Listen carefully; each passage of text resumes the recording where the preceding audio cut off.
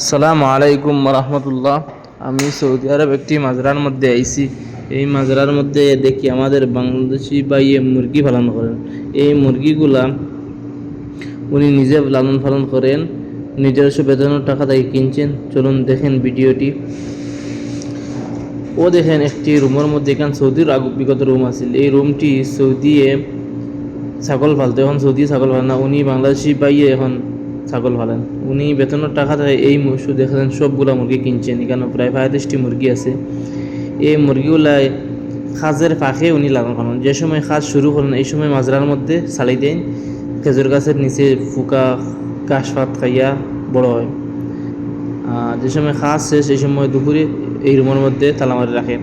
আবার আসর করে খাজ শুরু করলা সেই সময় এগুলা ছাড়ি দেন। এইভাবে এই মুরগিগুলা উনি দেখাশোনা করেন। সাথে এখানে 3-4টি ছাগলও আছে। উনি ছোটো সাইজের ছাগল কিনছেন, মানে একবারে অসুস্থ সাইজের। উনি দেখাশোনা করিয়া মেহনত করিয়া এই ছাগলগুলা হৃষ্টপুষ্ট করছেন।